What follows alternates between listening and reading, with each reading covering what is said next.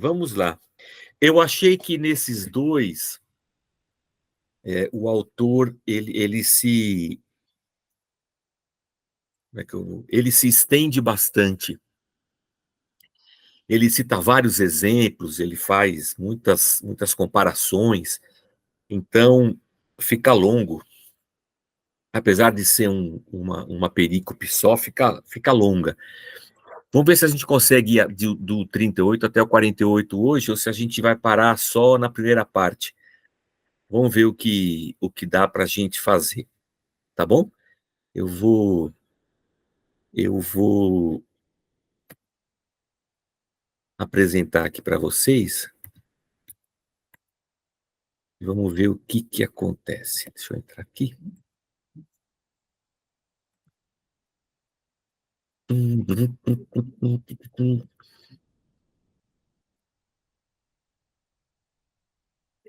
Tudo bem. A justiça do cristão, Mateus 5, de 38 a 48. Aqui ele aborda em dois pedaços, né? A não vingança e o amor ativo. A não vingança, eu acho que a gente consegue conversar hoje. O amor ativo, eu não sei se a gente vai conseguir. Mas logo de cara aqui, eu já printei de amarelo aqui, ó. O autor acha que em nenhum outro ponto o Sermão do Monte é mais desafiador do que nesse aqui, de não sermos vingativos e de amarmos como Cristo amou. Em nenhum outro ponto, a nitidez da contracultura cristã é mais óbvia. Em lugar nenhum, nossa necessidade do poder do Espírito Santo, cujo primeiro fruto é o amor, é mais constrangedora. Eu achei bacana, e eu fiz questão de colocar aqui em amarelo, porque são 3 pontos, né? Isso aqui é um desafio para nós. Obedecer esse pedaço do sermão é um desafio para nós, em primeiro lugar. É uma manifestação clara da nossa contracultura, ou seja, nós estamos inseridos em um contexto de falta de amor e de vingança. Então, quando a gente abraça essa ordenança de Cristo para não sermos vingativos e amarmos ativamente, nós estaremos numa rota de colisão com a nossa cultura, né? A gente está fazendo uma contracultura. E a terceira coisa que eu achei interessante aqui é essa necessidade do poder do Espírito Santo. Eu acho muito interessante, eu vou pedir licença aqui para vocês, num primeiro momento. Eu vim de um contexto. Primeiro, eu fui muitos anos da Igreja Batista, e depois, uns, sei lá, uns 15.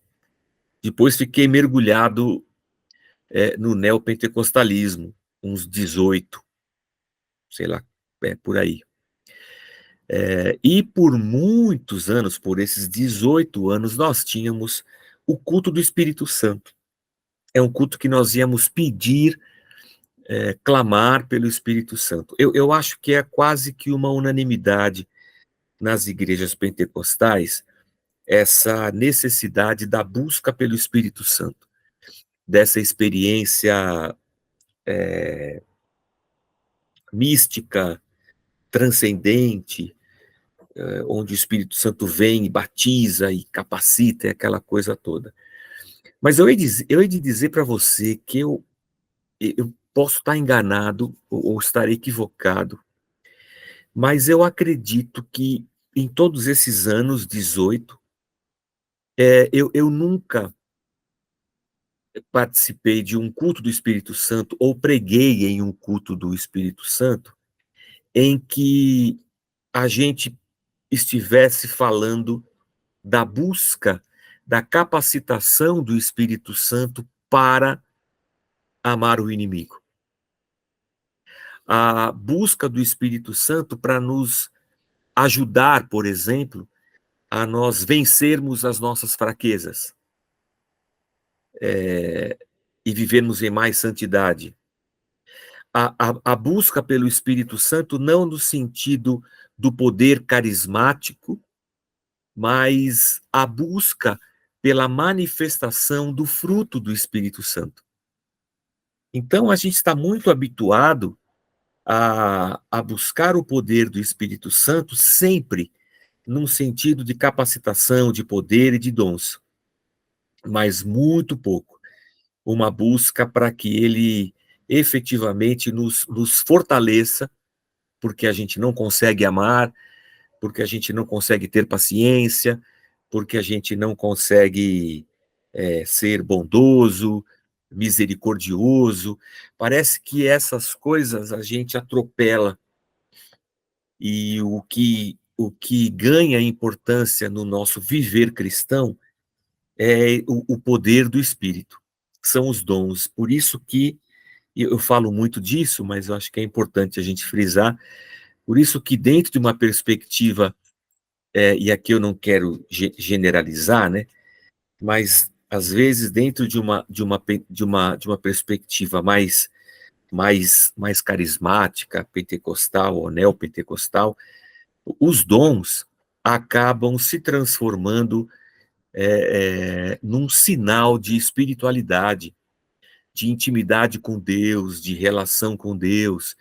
Então, numa igreja, aquele que tem dom, ele é mais espiritual. Ele pode, por exemplo, desempenhar algum papel. Ele pode ser diácono, ele pode ser líder de alguma coisa, porque ele já foi batizado com o Espírito Santo.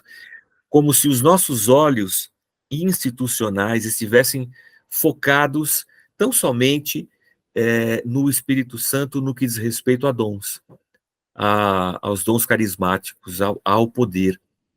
Então, eu estou preocupado, por exemplo, se a pessoa ora em línguas, eu não estou preocupado se ela é amorosa, se ela é bondosa, se ela é misericordiosa, se ela é paciente, se o fruto do Espírito Santo que está lá em Gálatas, se esse fruto tá assim, pulsante na vida da pessoa. Isso eu não olho para isso com um olhar assim, puxa, essa pessoa é uma pessoa espiritual. Porque, afinal de contas, ela manifesta na vida dela esse fruto que é do Espírito Santo. Isso é sinal de que há um Espírito lá dentro dela trabalhando. Então, achei interessante o autor colocar aqui que, no que diz respeito à não vingança e ao amor ativo, que é constrangedor, ou constrangedora, a nossa necessidade do poder do Espírito. Então, minha oração aqui, meu desejo, acho que de todos nós, né, é que diante da ordenança de Jesus Cristo, por nós amarmos, que a contrapartida seja o nosso clamor diante de Deus, para que o Espírito Santo trabalhe em nós e molde o nosso ser, segundo a sua vontade. Ouvistes o que foi dito, olho por olho, dente por dente.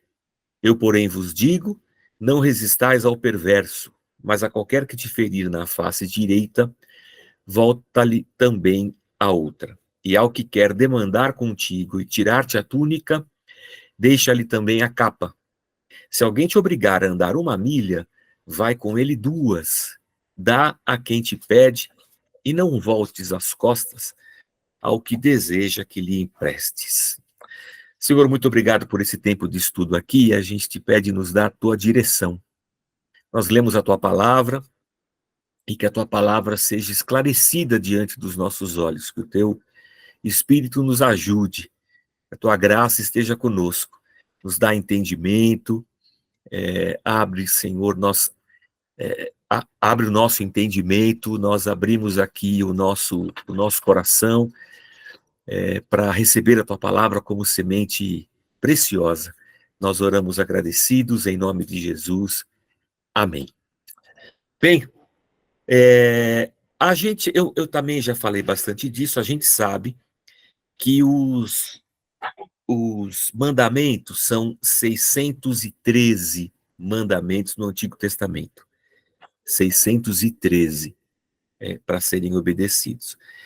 E que muitos desses mandamentos, eles requeriam algum tipo de explicação. O que que isso aqui realmente quer dizer? Não é diferente, por exemplo, nas leis aqui do nosso país. Um advogado, quando vai estudar, ele tem que estudar hermenêutica, ele tem que estudar muito a língua portuguesa, as figuras de linguagem, ele tem que estudar exegese, ele tem que ir lá no texto e extrair do texto o que realmente o texto está dizendo. Isso é um trabalho penoso, difícil. Então, nesse ponto, os rabinos, os mestres, ao longo dos anos, tinham um papel importante, porque eles traduziam aquelas palavras que Deus havia dado a Moisés na prática da vida. Então, um rabi vai dizer assim: olha, o que Deus está querendo dizer aqui é isso, isso e isso. A interpretação da lei estava nas mãos dos rabis. A gente vê isso muito forte nos dias de Jesus Cristo. Então, quando a gente fala aqui olho por olho, dente por dente, você tinha, no entendimento do povo, todas essas interpretações que os rabis já tinham dado a respeito da lei. Só para a gente dar uma ilustração. A lei diz assim que no sábado não se pode trabalhar. Ok, no sábado não pode trabalhar, mas Rabi, o que isso quer dizer? Aí o Rabi vai dizer assim: isso quer dizer que no sábado você não pode dar mais do que 20 passos. Mais do que 20 passos já não pode, porque já é considerado trabalho. Até 20 passos é só o necessário para a sua subsistência. Então, a lei não diz que eu só posso dar 20 passos, né, no sábado, mas era uma interpretação. No sábado eu não posso viajar.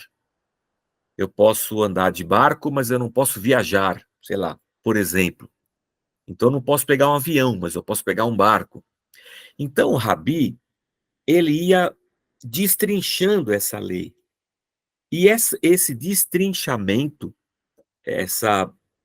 esse esmiuçar da lei, ele tem que ser feito olhando para toda a lei. Porque é olhando no todo que eu vou conseguir absorver o que essa lei realmente quer dizer. É assim que a gente faz, por exemplo, uma exegese para poder pregar. Paulo está usando essa palavra aqui, ó. O que será que Paulo quer dizer com essa palavra? Bom, vamos ver todas as vezes em que Paulo usa essa palavra. Olha, sempre que Paulo usa essa palavra, ele quer dizer isso aqui, ó.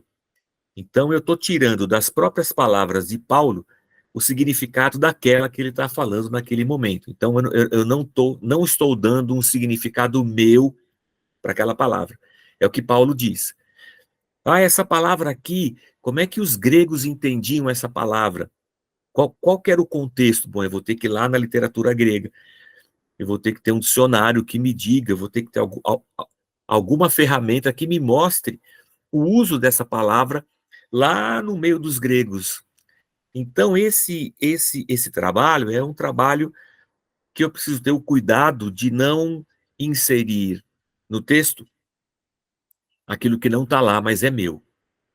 Então, quando Jesus diz aqui, ouvistes o que foi dito, olho por olho, dente por dente, Jesus não está batendo de frente com Moisés. Jesus não está discordando de Deus. O que Jesus está aqui prontamente é batendo de frente com a interpretação que ao longo dos anos foi sendo imposta por rabis, por mestres, rabinos, mas que ao longo dos anos também foram distanciando os homens do espírito da lei, do que Deus realmente queria que as pessoas entendessem quando ele deu aquela lei.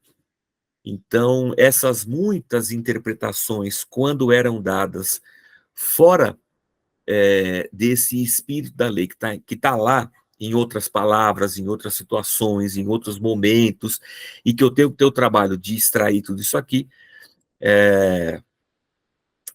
ao longo dos anos foi entrando outra coisa no meio, outros sentimentos, outra, outra cultura, foi entrando um monte de coisa que não era de Deus.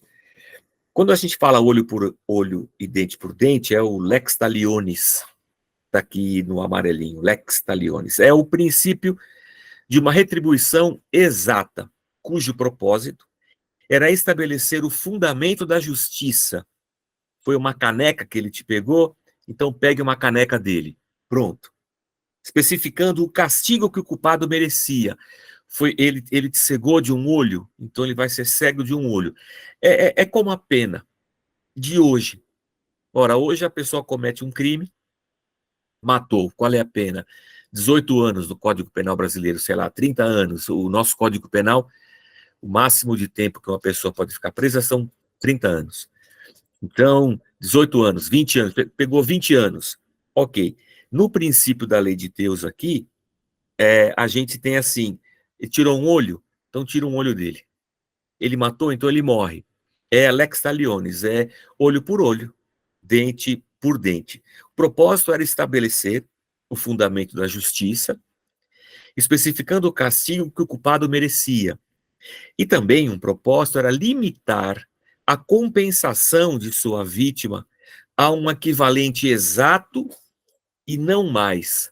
Ou seja, cara, você fez isso e a justiça vai arrancar exatamente isso de você, e não mais do que isso. Assim, a lei tinha um duplo efeito. Achei isso aqui muito bacana para a gente abrir um pouco os nossos horizontes, né? O duplo efeito é: eu vou caracterizar a justiça, isso aqui é justo. Foi isso que você fez, é isso que você vai pagar. Ao mesmo tempo em que refreia a vingança. Eu não posso me vingar de você além do que aquilo que você fez. Olho por olho, dente por dente. Então, sim, há um aspecto que para nós parece pesado com relação à justiça, mas, por outro lado, tem esse aspecto de que Deus não queria que as pessoas exercessem vingança ou justiça com as próprias mãos. Então, se por um lado ela manifesta a justiça, por outro, ela refreia o ódio, a cobrança, a vingança e qualquer coisa desse tipo aí. Achei muito interessante. A gente tem muitas dificuldades, assim, a gente eu não sei, né, mas tem muita gente tem muita dificuldade com relação às leis de Moisés, a leitura do Antigo Testamento, de Levítico, um monte de coisa, e eu acho que aqui está um ponto interessante para a gente, essa questão da inibição da vingança.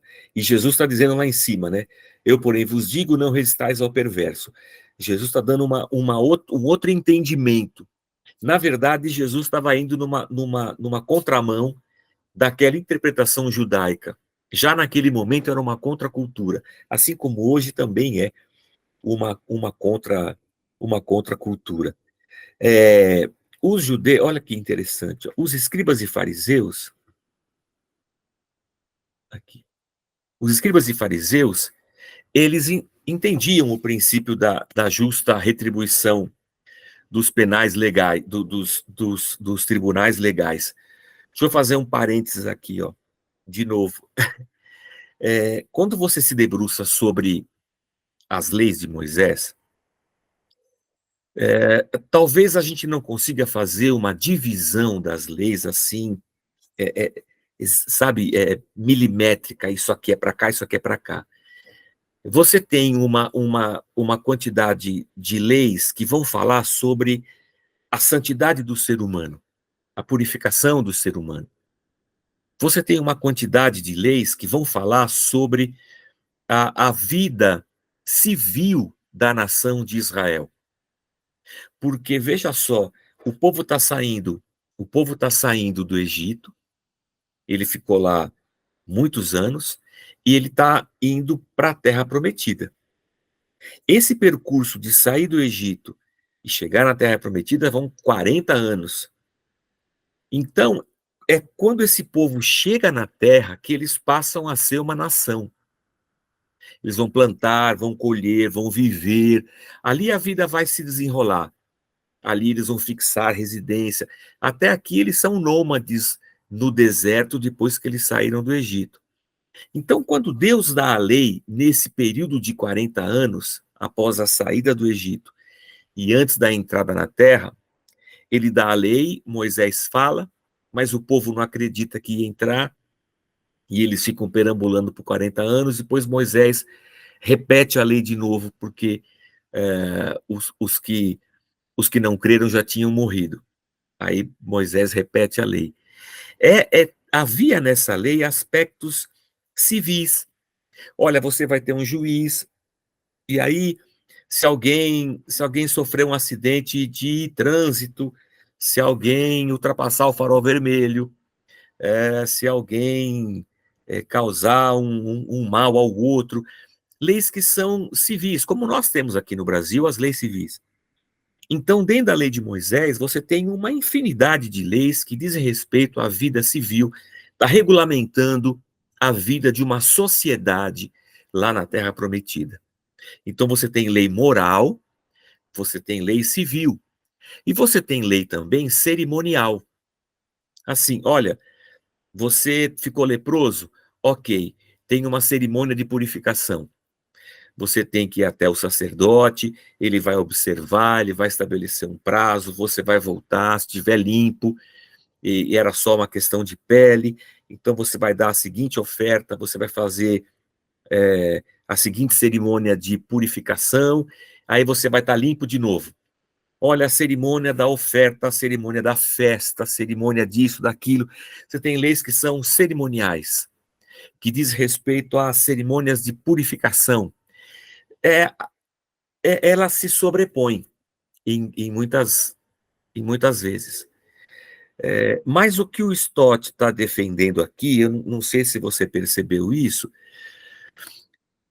é que os escribas e os fariseus, eles se fundamentavam em leis que eram civis para exemplificar a santidade das pessoas. Eles sobrepunham as leis segundo a vontade deles. É tipo puxar a brasa para minha sardinha. Eu acho que é conveniente aqui, então vou puxar isso aqui. Então é assim, ó, em sua resposta, Jesus não contradisse o princípio da retribuição, pois é um princípio verdadeiro e justo. Mais tarde, no sermão, ele mesmo expôs da seguinte maneira: não julgueis para que não sejais julgados, ou seja, olho por olho, dente por dente.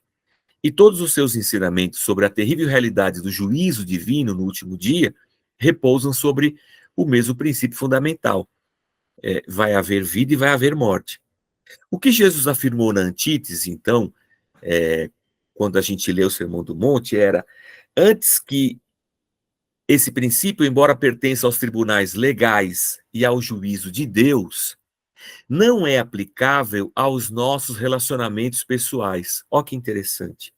Olho por olho, dente por dente é uma lei civil que os juízes usavam para julgar os casos civis lá na Terra Prometida, de crime, de qualquer coisa que diga respeito à vida civil.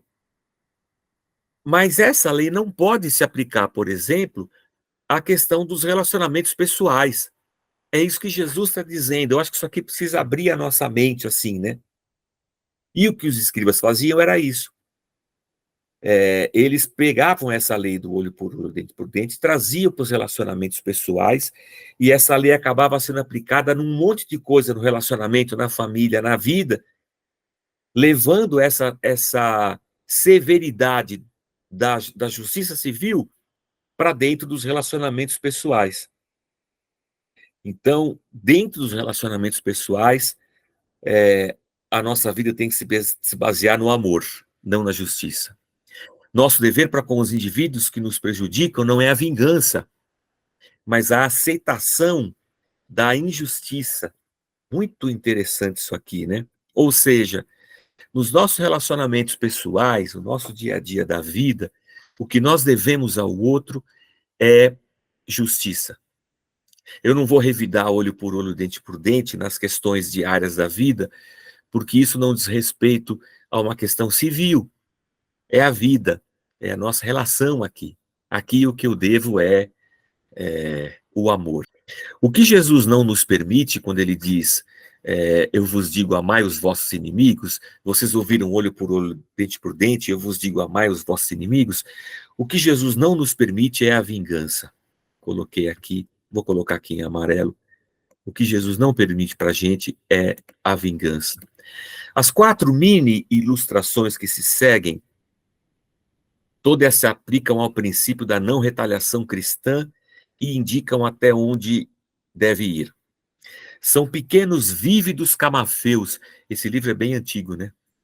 Vívidos camafeus extraídos de diferentes situações da vida. Ele fala assim, se alguém te der um tapa na face direita, oferece outra. Se alguém quiser pedir emprestado, não foge dele. Se alguém pegar tua túnica, dá também a capa. É disso que ele está falando. Então aqui, uma batendo na face, pintei de amarelo. Outra levando-nos às barras da justiça, e é essa questão da túnica. Está exigindo a tua túnica na justiça, dá a capa para ele também. A terceira, recrutando o nosso serviço compulsoriamente. Essa aqui eu vou ter que voltar lá para cima, hein? Recrutando os nossos serviços compulsoriamente. De andar uma milha. Nos obrigando a fazer uma coisa sem que a gente receba. E a quarta, pedindo-nos dinheiro emprestado. Todas têm um toque muito atual, o Stott vai dizer, né? Exceto a terceira, que é recrutando nossos serviços compulsórios, que o Josefo usa, ele faz uma explicação aqui, eu achei bem interessante. As escrituras do Velho Testamento, em vermelho, disseram sobre Jesus Cristo. Ofereci as costas aos que me feriam, Isaías capítulo 50, e a face aos que me arrancavam os cabelos. Não escondi o meu rosto dos que me afrontavam e me cuspiam. Então, o que Jesus está pedindo para os seus discípulos não é outra coisa a não ser aquilo que ele mesmo fez e deu como exemplo para os discípulos. Na ocasião do acontecimento, primeiro a polícia judaica, a polícia do templo, cuspiu em Jesus, vendou-lhe os olhos, bateu-lhe no rosto, e então os soldados romanos fizeram o mesmo, coroaram-no com espinhos, vestiram-no com um manto imperial, colocaram em sua mão um cetro de cana, zombaram dele, salve rei dos judeus. Ajoelharam-se diante dele, em reverência zombeteira, cuspiram-lhe no rosto e bateram-lhe com as mãos.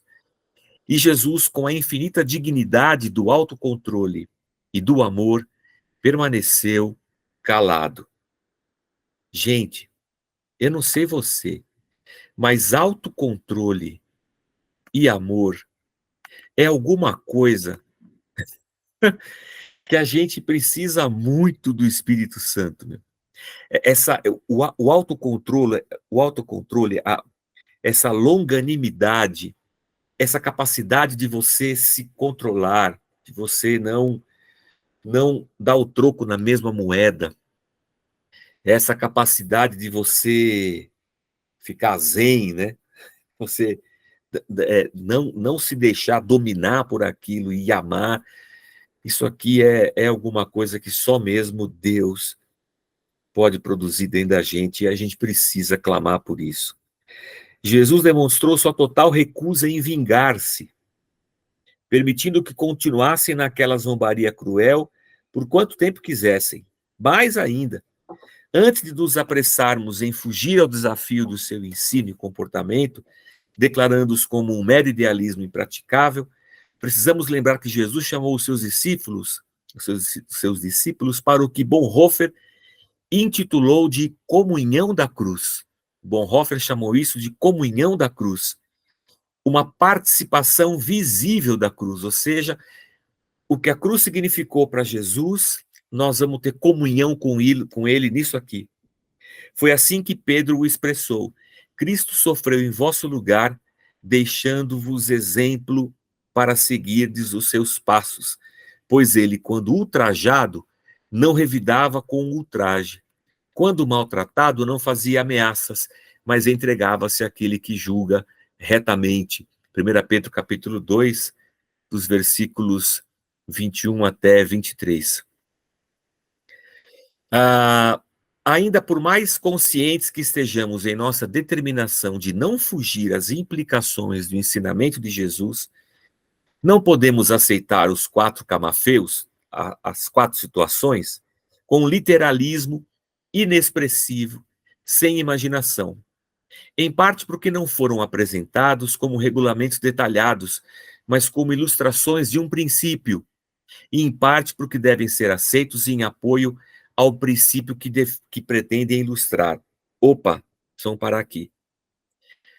A gente pode fazer como os mestres e os rabinos, ficar tentando explicar especificamente o que cada uma dessas coisas significam e criar um monte de lei em cima disso. Ou fazer o que o Stott está dizendo aqui, ó. Não é para a gente pegar isso literalmente, é para a gente tentar pegar o princípio dessa explicação de Jesus Cristo. E aí, entendendo o princípio, a gente poder aplicar isso na nossa vida. E ele vai falar, o princípio é o amor. O amor altruísta de uma pessoa que, quando ferida, recusa-se a satisfazer o seu ego através da vingança, mas contempla o supremo bem-estar da outra pessoa e da sociedade e determina reagir de acordo. Então, eu, eu não vou responder da mesma forma. Esse é o princípio, é um amor altruísta, é um amor que sofre o dano, e eu não quero retribuir esse dano ao outro, por amor, ainda que isso cause em mim um sofrimento. Certamente jamais revidará pagando o mal com o mal, pois está totalmente liberta essa pessoa está liberta dessa animosidade pessoal. Pelo contrário, ele procura pagar o mal com o bem. Por isso, essa pessoa está pronta a dar o máximo do seu corpo, das suas roupas, do seu trabalho, do seu dinheiro, até onde esses dons forem requisitados pelo amor. Isso aqui é, isso aqui é bem pesado, irmãos. Portanto, o único limite para a generosidade cristã é o limite estabelecido pelo próprio amor. E o amor tem limites, irmão, eu colocaria para você, né? O amor não tem limite, meu. Deus não teve limite quando nos amou. Deus foi até as últimas consequências, até a morte, morte de cruz, né? Ele vai dizer aqui embaixo, ó, propósito de Deus e de Cristo era proibir a vingança, não incentivar a injustiça, a desonestidade ou o vício ou qualquer coisa assim. Então esse é o espírito dentro do qual a lei foi escrita. A ordem de Cristo, aqui em vermelho também, a ordem de Cristo foi um preceito de amor, não de insensatez. Ele não ensina a irresponsabilidade que incentiva o mal, mas a paciência que renuncia à vingança, a autêntica não resistência cristã, é a não retaliação. Por que ele vai dizer isso aí? Porque ele vai citar aqui para baixo vários exemplos de como isso foi interpretado. E uma das coisas mais malucas aqui, que o Stott cita, está aqui, ó, um dos exemplos mais absurdos, está aqui, ó, um dos exemplos mais absurdos é o santo louco, que o Lutero descreveu nos seus escritos, que deixava que os piolhos o beliscassem, recusando-se a matá-los, com base nesse texto, declarando que tinha de sofrer e que não podia resistir ao mal. Não, né? Não, esse cara é santo louco mesmo. Era mais ou menos isso que os escribas faziam, que os doutores da lei, os mestres, os rabinos faziam. Olha, essa lei diz isso aqui, ó, você não pode resistir ao mal. Se a barata vem, você tem que deixar. Se o piolho vem, você tem que deixar. É isso que está dizendo? Não, não é isso que está dizendo. Isso não está dizendo isso aí. Né? O espírito da lei não é essa. Eu não preciso amar o piolho, eu tenho que me preservar desse mal. Eu tenho que amar o próximo, o meu semelhante, eu tenho que amar meu inimigo. Né? E eu tenho que resistir ao maligno que quer me tornar uma pessoa vingativa, odiosa. É isso que eu estou resistindo. E eu estou dando em troca, ao invés do ódio, da vingança, que é o que todo mundo daria, eu vou dar o amor. Não tem nada a ver com piolho, né? Muito louco. Ele vai estar também aqui o Leon Tolstói, o russo, né? No livro dele, O que eu creio, de 1884, que ele vai falar sobre o Sermão do Monte, né?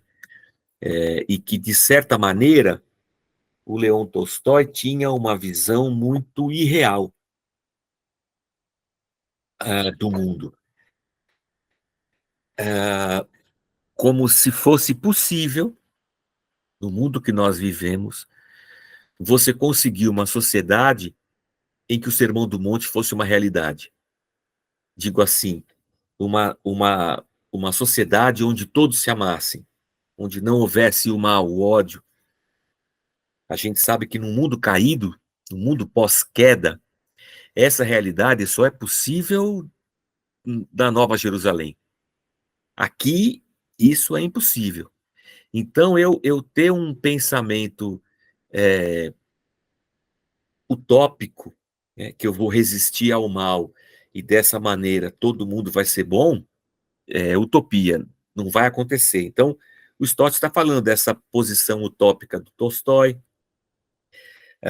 Ele vai também citar o Gandhi, e ele vai discorrendo sobre seres humanos ao longo da história que, tomando para si as palavras do Sermão do Monte, tentaram colocá-lo em prática, às vezes equivocadamente, às vezes um pouco mais assertivamente, mas, de certa maneira, eu vou dizer para você que talvez, certamente, talvez não, certamente, só cheio do Espírito Santo para a gente conseguir colocar isso aqui 100% em prática na nossa vida. Nossa principal, aí ele vai citar o Gandhi também, né? Lá nos anos 40. Ele vai dizer assim, que se Gandhi tivesse, por exemplo, se Gandhi fosse um judeu nos dias do nazismo, ele seria morto em 3 dias e acabou o Gandhi, né? Mas como ele vivia na Índia, que era uma colônia inglesa, que por si já era um povo muito espiritualista, e os ingleses, uma nação teoricamente cristã, o Gandhi acabou gozando de uma paciência bastante grande nas suas colocações, né? Talvez em outra situação ele teria se dado mal. Então ele vai dizer assim: nossa principal divergência com Tolstói e Gandhi, entretanto, não se deve ao fato de seus pontos de vista serem irrealistas, utópicos, mas de não serem bíblicos. Não podemos aceitar a ordem de Jesus de não resistais ao mal como proibição absoluta contra o uso de toda a força, incluindo a polícia, a justiça, as leis. Então, e não é porque a gente tem justiça, tem polícia, tem lei, a gente está se opondo ao mandamento de Jesus Cristo. Então, o Estado tem a sua responsabilidade de punir o malfeitor. E nem por isso a gente vai entender isso como um princípio maligno, né? Então, de novo, aquela questão da lei civil entrando dentro do aspecto da vida cotidiana, dos relacionamentos e tudo mais. Então, a gente tem que fugir dessas literalidades, né? Senão a gente está lascado. O ponto que estou examinando é que os deveres e as funções do Estado são totalmente diferentes daqueles do indivíduo. Uma coisa é o Estado aplicar a lei, outra coisa é eu querer ser vingativo e odiar o outro. São duas coisas diferentes. A responsabilidade individual para com o malfeitor foi estipulada pelo apóstolo Paulo no final de Romanos 12. Não torneis a ninguém mal por mal, né? Que é um eco do não resistais ao perverso. A mim pertence a vingança, diz o Senhor. Então, o que Paulo está dizendo aqui é: eu não vou tomar a vingança que é de Deus e querer realizá-la com as minhas próprias mãos. Eu vou amar, eu vou vencer o mal com o bem, o que já é uma contracultura aqui nos nossos dias. Para resumir, o ensinamento dessa antítese, Jesus não proibiu a administração da justiça, mas antes proibiu-nos de tomar a lei em nossas próprias mãos. Olho por olho é um princípio de justiça que pertence aos tribunais legais. Na vida pessoal, devemos nos livrar não só de toda retaliação em palavras e atos, mas também de toda animosidade de espírito. Podemos e devemos entregar nossa causa ao juiz bom e justo, como o próprio Jesus fez, mas não devemos procurar nem desejar qualquer vingança pessoal. Não devemos retribuir o mal, mas suportá-lo, e assim vencer o mal com o bem. Portanto, a ordem de Jesus de não resistir ao mal não deveria ser usada para justificar uma fraqueza de caráter, uma transigência moral ou uma anarquia política, ou até mesmo pacifismo total. Pelo contrário, o que Jesus exige aqui de todos os seus discípulos é uma atitude pessoal para com os malfeitores, que seja fruto da misericórdia, não da justiça. Que renuncie à retaliação a ponto de expor-se a custosos sofrimentos futuros, que jamais seja governada pelo desejo de causar o mal, mas sempre com a determinação de servir e proporcionar o mais alto bem. Aí ele vai citar Martin Luther King, né? Não conheço ninguém que tenha expressado isso em termos modernos mais relevantes do que Martin Luther King, pastor cristão norte-americano, que se coloca contra uma sociedade cristã mais escravocrata. E ele deve ser para nós um exemplo nessa sociedade em que a gente vive. Ele não responde o mal com ódio ou com o mal, mas ele luta pela justiça, luta pelos direitos, luta pelo bem da sociedade. Então é muito interessante essa postura, né? Não é que eu sou um pacifista utópico. Eu não vou responder o mal com o bem, mas eu vou lutar pela justiça social, aqui no caso de Martin Luther King, né? Para que os negros fossem enxergados como seres humanos, assim como os brancos. Então, muito interessante. Eu não vou entrar no amor efetivo, tá? Eu vou parar aqui, ó. Então, a gente começa semana que vem aqui, ó, versículos 43 a 48. A semana que vem. Vou até colocar aqui, ó, um verde do Palmeiras, ó, que fica melhorzinho. E aí eu volto com vocês. Vou parar de compartilhar aqui, ó. Volto com vocês. Quem quer falar o quê? Então tá bom, meus amigos. Amanhã tem culto, quem quiser, tamo lá. Domingo também tem culto e terça-feira estamos aqui de novo. Abraço para vocês. Beijo em todo mundo. Fiquem com Deus. E Boa até noite. semana que vem. Boa noite. Tchau para vocês.